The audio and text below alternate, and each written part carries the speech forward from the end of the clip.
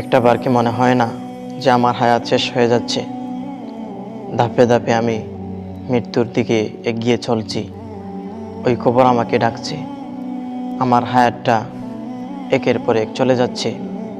আল্লাহ তাআলা কোরআনের মধ্যেই বলছেন, সময়ের কসম খেয়েছেন, সময়কে তোমরা গুরুত্ব দাও। অথচ আমরা হেলায় দোলায় আমাদের জীবনটা শেষ করে ফেলতেছি। কে আদৌ আমাদের মনকে, আমাদের চিন্তা চেতনাকে পরিবর্তন করতে পারবো না? ওই রবের প্রতি কি ফিরবো না আমরা?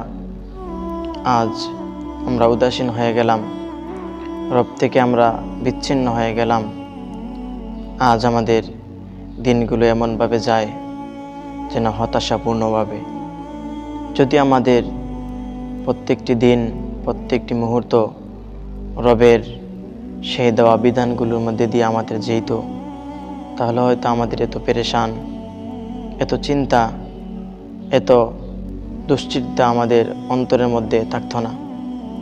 আজ যে সময়গুলো আমাদের যাচ্ছে, কোনো এক সময় আমরা আফসোস করব যে ওই সময়গুলো যদি আবার আমাদের আসতো, তাহলে আমরা নতুন করে অন্য অনেক কিছু করতাম।